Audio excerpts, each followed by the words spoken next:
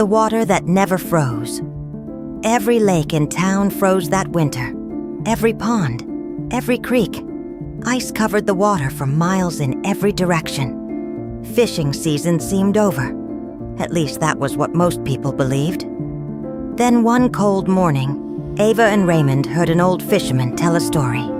He sat outside the bait shop warming his hands around a cup of coffee. "There's a spring deep in the pines," he said. "No matter how cold winter gets, it never freezes." Raymond smiled. "Underground current? Maybe." The old fisherman shrugged. "Or maybe the water remembers something the rest of us forgot." That answer stayed with them. By noon, they were loading fishing gear into the truck. Ava shook her head. "We're really driving into the forest because of one old story?" Raymond grinned. "We've done worse." An hour later, the road ended. Snow covered everything. The forest stood silent beneath gray winter skies. They continued on foot, carrying rods and tackle through deep snow. The farther they walked, the quieter the world became. No flowing water, no insects, very few birds, just snow crunching beneath their boots. Then Ava stopped. "Do you see that?" Ahead, a thin ribbon of steam drifted upward between the trees. They moved closer. And there it was, a small pool of crystal clear water surrounded by snow and ice. Everything around it was frozen. But the spring remained open. Mist rose gently from its surface. Raymond stared. "That's impossible."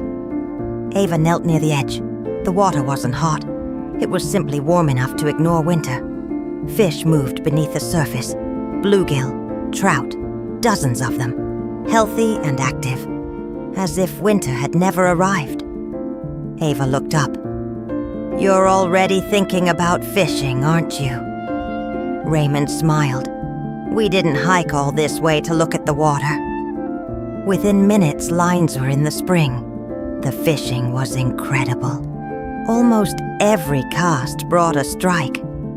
Fish flashed through the clear water beneath drifting steam. They laughed like children. The cold disappeared. For a few hours, the hidden spring felt like a world entirely separate from winter. Eventually, they kept 2 trout for dinner and released the rest.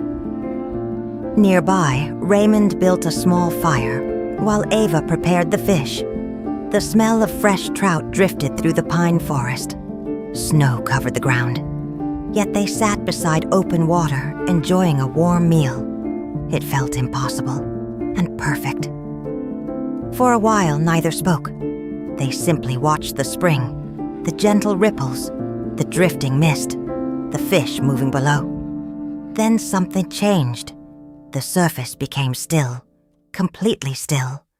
The fish disappeared from sight. Even the mist seemed to slow. Ava lowered her cup. "Raymond." "I see it." A faint golden light appeared beneath the center of the spring. Not bright, not frightening.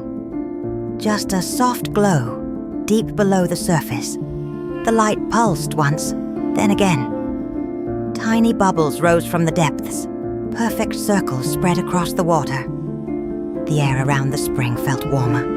Snow along the shoreline slowly melted. Neither Ava nor Raymond spoke. The golden glow grew slightly brighter. Then, for a brief moment, they saw something moving far below. A shadow, large, slow, far deeper than the spring should have been. Ava grabbed Raymond's arm. "What was that?" "I don't know." The shadow disappeared. The glow faded. The bubbles stopped. And just as suddenly as it had begun, everything returned to normal. The spring became quiet again. The fish returned. The mist drifted across the surface. Only the memory remained. As the afternoon faded, they packed their gear and prepared to leave. Before walking away, Ava looked back one final time. The spring remained unfrozen. A small circle of life surrounded by winter. a hidden place that refused to surrender to the cold. Raymond stood beside her. "You think we'll ever understand it?" Ava smiled. "Maybe some things aren't meant to be understood." The two followed their footprints back through the snow-covered forest. Behind them, the spring remained warm and silent beneath the falling snow. And deep below the water, unseen by anyone, a faint golden light pulsed once more, waiting the end.